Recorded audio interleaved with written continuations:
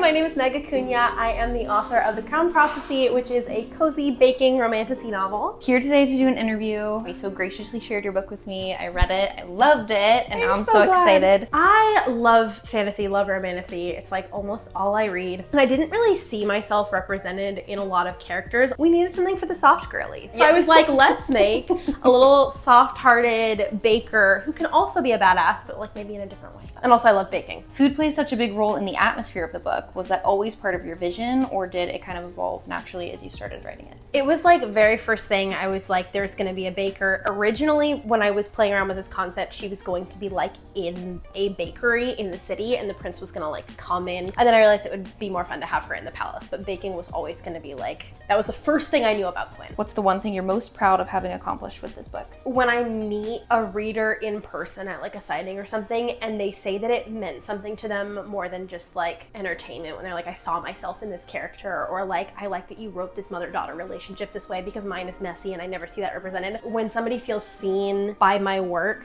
I feel like I've done my job. Quinn's circle of friends feel central to her growth. What do you think this book says about how friendship sustains us through difficult times? I really love the found family trope. Surprise to no one, it's my favorite trope above all others in any genre ever. And I think it is just that like, you can be your best self when you're being loved well and loving well. But I also wanted to show, there's a whole online soundbite about like, oh, you can't love other people if you don't love yourself. I think that's bullshit. Yeah.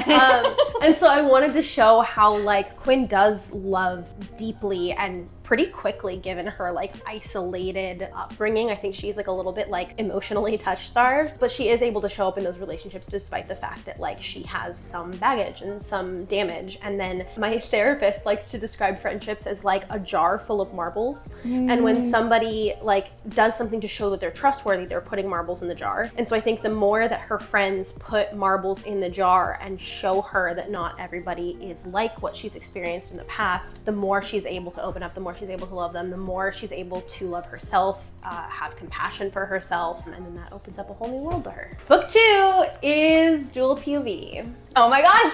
And the second POV is not Evander. Wait, that's all I'll say about that. With book 2, you can expect heavier fantasy elements, still baking, still a love story, maybe a sneaky second one. It's called The Crown Divided, and it's gonna come out in early 2026. I will let you know dates as soon as I have them. The cover's all done, and it's beautiful. It's like a sage green. I'm so excited about it. Love. And then after that, something witchy this way comes. Something seasonal and witchy. So I'm very excited about that. For all the updates, you can follow me on Instagram at meg.acuna or YouTube, Meg's Cozy Cottage.